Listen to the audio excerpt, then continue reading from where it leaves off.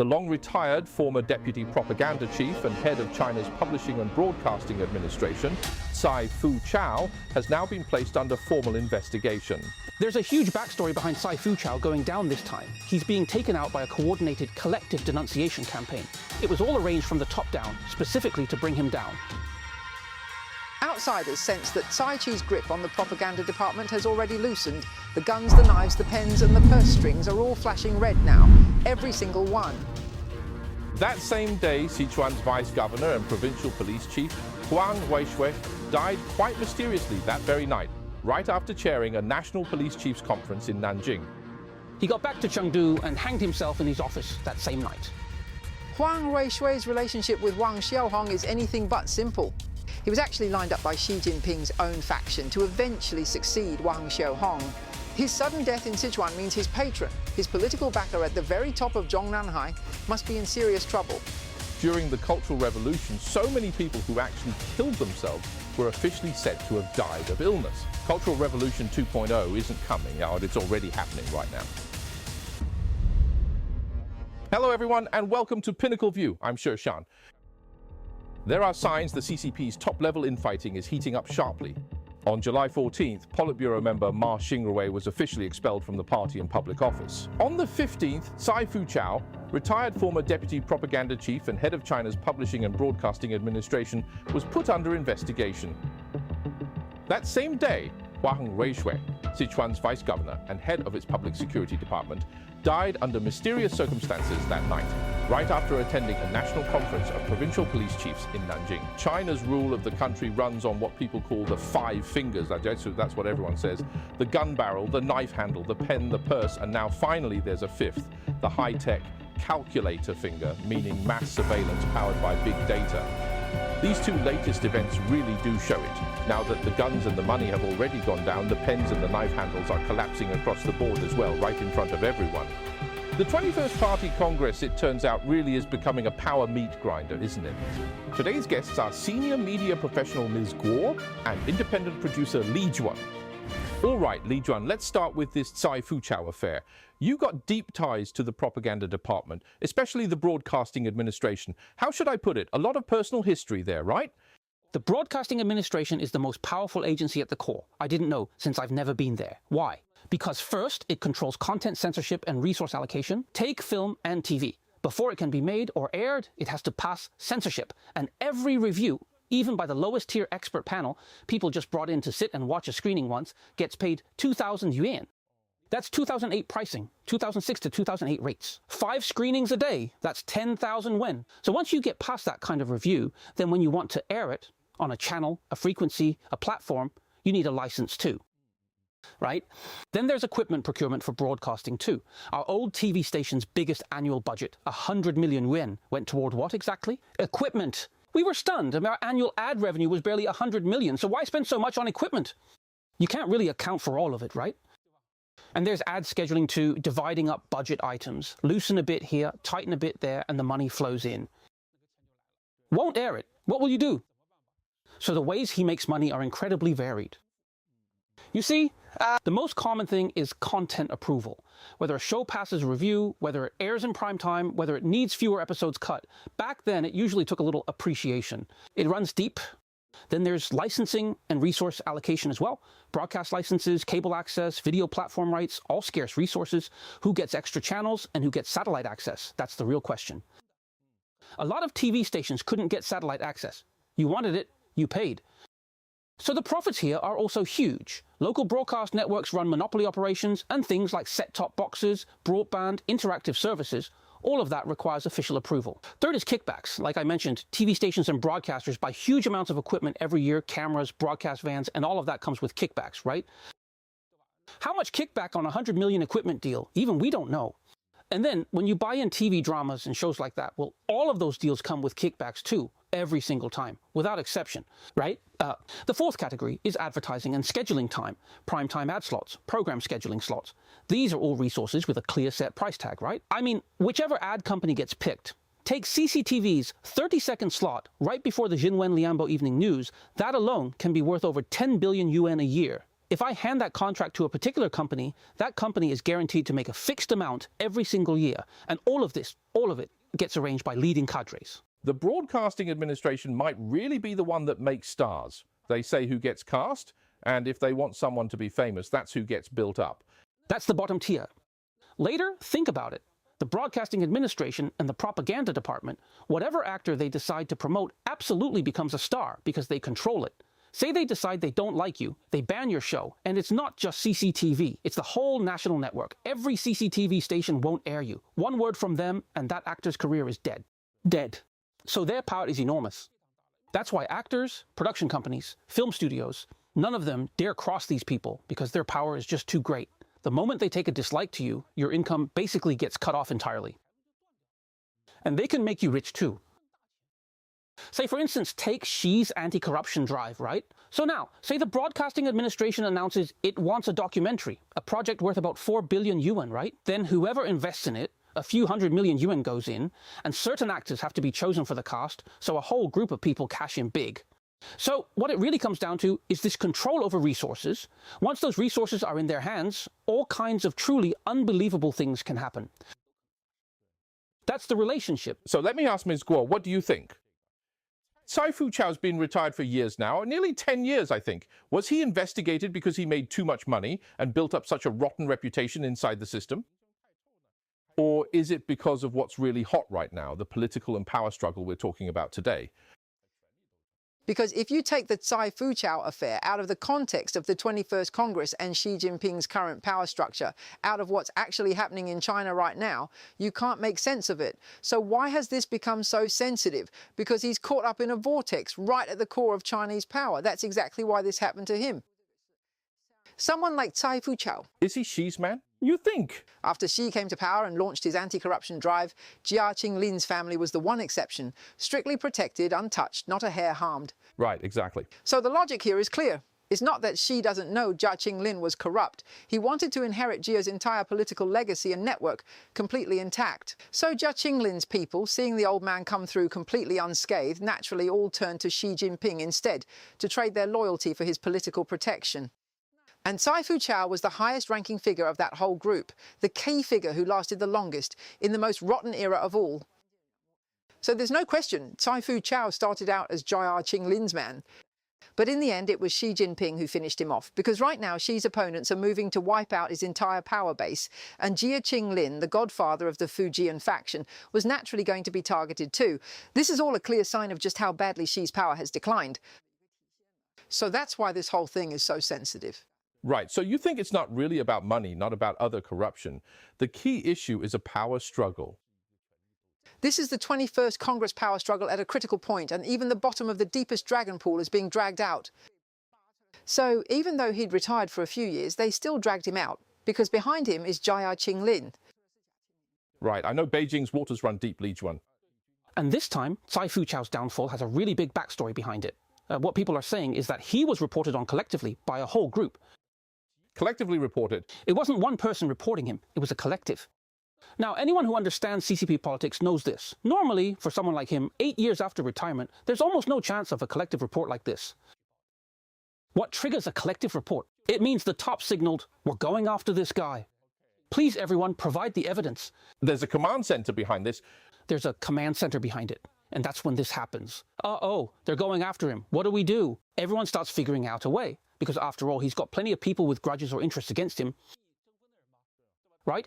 Everyone gets together and collectively writes up material. He did this back then, he did that, he did this other thing, and submits it all to the Discipline Inspection Commission. They investigate, and once it's done, it's announced officially. So now this information has come out saying he was collectively reported on by many people. And that tells you this isn't something that just happened to him on its own. It means it was already arranged from the top all the way down, specifically to take him down. Behind this, there's a central command center, someone directing it all. It's about taking action. So what we should really be looking at is why they're going after this particular person, what faction he represents, and who else might get pulled in behind him. That's what matters most. There's another big story. Li Juan, tell us about it. Sichuan's provincial public security chief Wang Weishui has died, but a lot of people out there are saying it was actually a suicide. Have you seen this bit of news? Right. On the night of the 15th, word broke through Sichuan's political circles of what has to be a bombshell. Huang Ruwei-shui, Sichuan's vice governor, head of the provincial public security department and its party secretary, had died. So the official line is sudden illness, emergency treatment failed, unfortunate passing. That's the phrase, unfortunate passing. Right, he was 54. Now, the official notice came through Sichuan Daily's official app, Chuangguan News, citing a statement from the Funeral Arrangements Working Group for Comrade Huang Ruwei-shui. So what exactly was the timestamp on that notice? It was July 15th at 8:30. The notice just used the words sudden illness, unfortunate passing. No further details given. Huang Ruwei-shui was a post-70s cadre. Born in 1972 in Xinyu, Jiangxi, he rose from political commissar of the Public Security Ministry's Administrative Bureau to director of its general office, then up to vice governor of Gansu and head of Gansu's Public Security Department. In July 2025, he transferred to Sichuan, replacing his predecessor, Ye Hanbing, who'd already been investigated. Ye Hanbing also fell in 2025. He also concurrently served as deputy head of the Provincial Political Legal Affairs Committee. So here's a vice governor level public security chief, still this young, dying suddenly, officially ruled just illness, but online, a very different story quickly began to spread. Whether it's the media, overseas platforms, or various reports, what are they all saying he was? That after attending the National Conference of Provincial Public Security Chiefs and returning to Chengdu, he hanged himself in his office that same night. Even Hong Kong's Ming Pao picked up on it, noting that this obituary used the phrase unfortunate passing. And that kind of phrasing never showed up in past cases of unnatural death, like Ren Shuifeng or Liao Xiaohua. It just wasn't used. Right, we all know this. If it says he passed away or died of illness, especially for someone of that rank, that's the neutral term. But if it says he departed due to illness, then something's off. It means he didn't just die from an injection at the hospital or whatever. There's another reason behind it. Right. Right, this is basically an open secret, something everyone understands, and officials tacitly accept it too. For an official's death, if obituary uses either passed away or departed, those mean two different things. Passed away is neutral. Unfortunate departure means it wasn't a natural death. Right, so where exactly does this get really strange? What everyone's really focused on right now, what people keep coming back to, is this. He had just attended a national conference for provincial public security chiefs and bureau directors held in Nanjing. He got back and something happened because, I saw in the official reports, it was Wang Xiaohong who convened this National Public Security Chiefs Conference in Nanjing. The conference ran from the 14th to the 15th, so it was on the 15th after he flew back to Chengdu, that same night that he died. Isn't that right? So it's this exact timing and this precise sequence of events that's what's really, really, really strange here, don't you think? Think about it. This should be Wang Xiaohong's first trip out of Beijing to hold a meeting since the Central Discipline Inspection Commission's inspection, right? It's been about a month and a half now. The Central Discipline Inspection Commission's inspection reportedly received all kinds of leads and tips. But Wang Xiaohong, he's got a ton of experience fighting corruption himself. Right. It's not like Liu Jingguo, who managed to bring down Ma Xing'erwei. Wang's not so easy to take down. So what's the rumor going around now? The word is that Liu Jingguo is trying to build a complete chain of evidence, pulling everything together to see if he can nail Wang Xiaohong on wrongdoing. They call it encircling the evidence chain. So right at this critical moment, when Liu Jingguo is closing in with the evidence chain, Wang Xiaohong runs off to Nanjing to hold a meeting, talking about promoting high-efficiency governance, better advancing high-level security and high-quality development. It all sounds like empty talk. Then the meeting wrapped up on the 15th, right? That very same night, word came out of Sichuan that Huang Ruwei-shui had died. Sudden illness, emergency treatment failed. So from Nanjing to Chengdu, it's really just about a 2-hour flight. That's all it takes. So that means Huang Ruwei-shui flew back the same day, right after the national conference ended. Usually by afternoon, the meeting's done. After flying back into Chengdu, he basically got to his office and probably ended it there. So is there a clear connection between Huang Ruwei-shui and Wang Xiaohong? You think he's his man? Right, Huang Ruwei-shui's record shows a clear connection to Wang Xiaohong. He's Wang's man. My take on this is Wang Xiaohong probably already talked to him during the meeting itself, had a heart-to-heart, right, and let slip some internal information, maybe something from the Central Commission for Discipline Inspection. That's why the moment he got back to Sichuan, he acted immediately. That's just my logical inference, otherwise you can't explain it. Meeting ends in the afternoon, he flies to Sichuan that night, and right after he gets back, he hangs himself. Right, Ms. Guo, let's get this straight first. Is it really certain that Huang Ruwei-shui is connected to Wang Xiaohong? This person here, could it also be that, could it be that it wasn't necessarily his own doing, but someone else set it up? This man, Huang Ruoweishui, his relationship with Wang Xiaohong is far from simple. You have to understand that this man was originally placed by Xi Jinping's own line to succeed Wang Xiaohong down the road. That's exactly where his real weight and importance lie. Because Huang Ruoweishui spent many years early in his career at the Ministry of Public Security in Beijing, specifically in what's called the Domestic Security Bureau. The political domestic security branch. He headed that bureau, right? This department handles political security intel, foreign infiltration, religious dissent, sensitive stuff. Right. That's essentially the most secretive core department in the police system. By August of 2020, once Wang Xiaohong had gained full control of the Ministry of Public Security, Huang Ruoweishui took another step up, landing the seat of director of the ministry's general office that made him Wang Xiaohong's chief steward. Right. Then in July 2025, he transferred to Sichuan, like its public security bureau was in turmoil, so... Yeah, Han Bing got arrested. Right, he replaced the disgraced Ye Hanbing, taking over this strategic stronghold in the southwest. But look at this trajectory. Gansu and Sichuan are both provinces where Wang Xiaohong parachuted in his own loyalists straight from Beijing. He trains his key people in Beijing, then sends them out to the provinces. This is the so-called Wang Family Army network inside public security. So Huang Ruoweishui's sudden death in Sichuan is absolutely not an isolated case. He was a core figure in this entire chain of grooming successors and parachuting in loyalists. So what happened this time sends a political signal. It clearly means his patron, his political backer at the top of Zhongnanhai, must be in trouble. That's why this has shocked people so much. Right. So let me flip this question and turn it back to Ms. Guo. If they want to take down Wang Xiaohong, they'd surely have to purge his people first.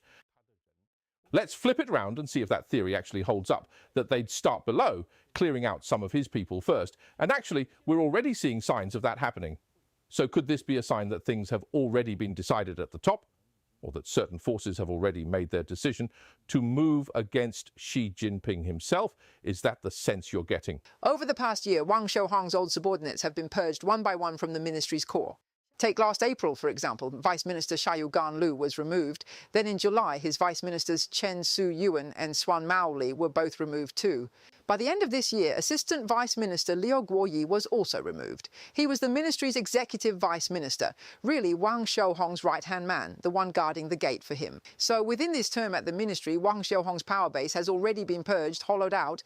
Then from April to June this year, the 12th Central Inspection Group specifically inspected the ministry's party committee.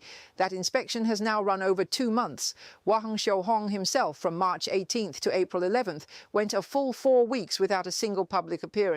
People outside were saying he had cancer or that he'd been placed under an exit ban. So on June 18th, state media reported he was doing fieldwork by a river, but his title had already dropped the words Minister of Public Security.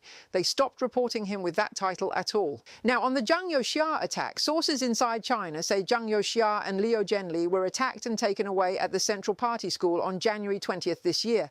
The ones who carried out the seizure involved Wang Xiaohong, either forces from the ministry's Special Police Bureau or his private armed units in Southeast Asia. This Special Police Bureau is actually an armed force directly under Wang Xiaohong's command. So within the party, the anti-Xi camp has now aimed all its fire at Wang Xiaohong. Why does the military system harbour such deep hostility toward him? So the situation now is that Wang Xiaohong's inner circle within the Ministry of Public Security is systematically being hollowed out, cleared away. What's left is the network he's placed nationwide across the provinces in more than 60% of the provincial public security chiefs, the Wang Family Army. That's his last remaining asset. So with Wang Ruoweishui's death, the highest-ranking pillar supporting that whole network has now been the first to fall. So people outside are saying this is the key battleground, a fierce showdown between the anti-Xi faction and Xi Jinping himself inside the public security system. So does this mean we've now reached a truly critical moment, a pivotal, decisive point in the Chinese Communist Party's internal power struggle? Is that fair to say? So this is why everyone's so focused on Huang Ruoweishui.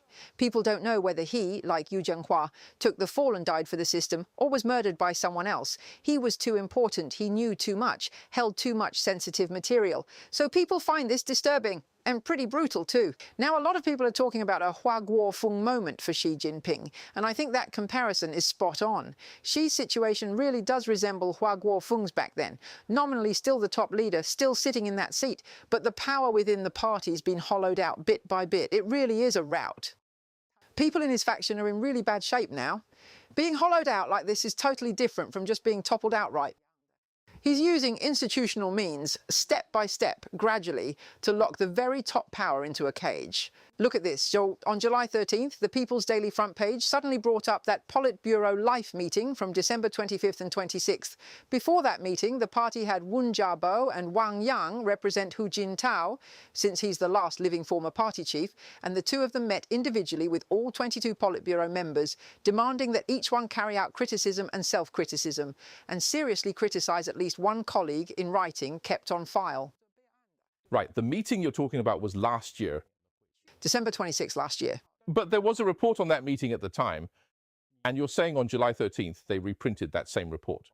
Right, the report at the time mainly raised the idea of doing criticism and self-criticism, that old tradition of the life meetings. You know, when this comes up, it's always a sign of CCP infighting at the top. Right, and then there's all this talk of seeking truth from facts, collective leadership, phrases from that era. We lived through it, including that nationwide debate over whether practice is the sole criterion for testing truth. Exactly. Your word alone doesn't count. Show us what you'll do. And then there's seeking truth from facts, Chen Yun's version of it. Seek truth, don't just defer to authority, that kind of thing. Also from that meeting, scientific performance outlook. Right, that was the big propaganda push during Hua Guofeng's time. But looking back now, 10 or 20 years later, you realize all those slogans were actually aimed squarely at Hua Guofeng himself. Now, a lot of what's actually in these reports is aimed at Xi Jinping too. We just haven't quite caught on to it yet.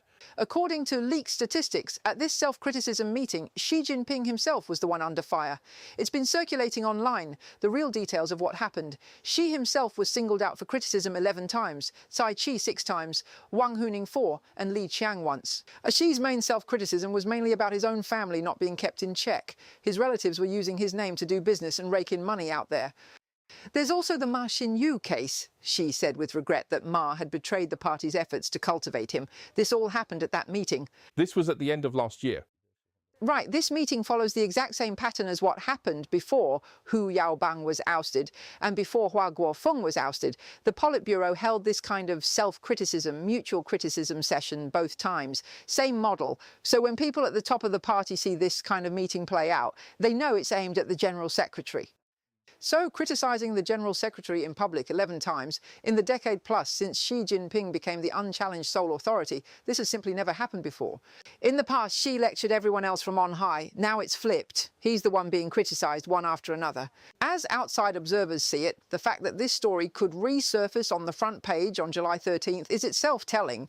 It's seen as clear evidence that Tsai Chi's grip on the propaganda apparatus has already loosened. Because if Tsai Chi still held full control over the propaganda department, content like this could never have leaked out. Still less could the People's Daily front page make an issue of this. So now it's like the party's old 5 instruments of control. The gun barrel, the knife handle, the pen and the purse strings. They're all flashing red lights now, every single one of them. The only one still in his hands is the big data surveillance system. When Xi meets in Shanghai, if the party falls, everyone falls. That's their shared bottom line. They still keep up the illusion Xi holds all the power, a Hua Guofeng moment.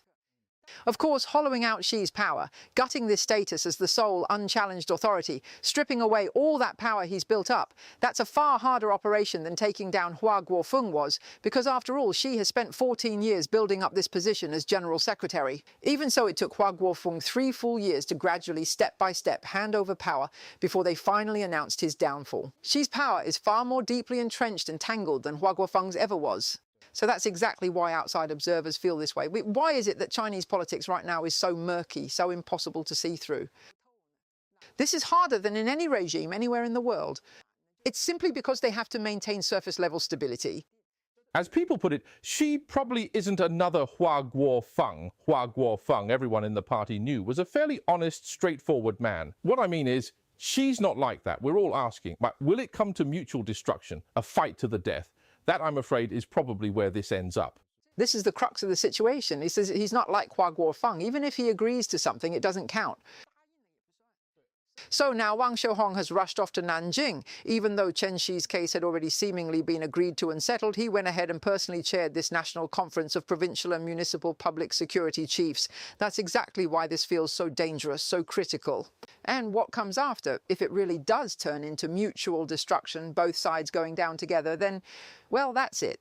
Well, the Communist Party, I figure it's about done. So as everyone knows, China is at a truly critical moment right now. Right, because the darkest thing about CCP politics is the so-called truth. Everything gets locked away, sealed off by those in power. Whether it's Ma Xingerwei, Cai Fuqiao, or Huang Ruishui this time, what the outside world sees is really just the tip of the iceberg. You know how many people took their own lives during the Cultural Revolution. And right now, the overall situation in China is incredibly close to that period. Incredibly close. I really don't think it's just that some parts of it look similar. No. There are so many aspects, so many respects where it truly looks alike. So I now believe this Cultural Revolution 2.0 isn't something that's about to happen. It's already happened. It's happening right now.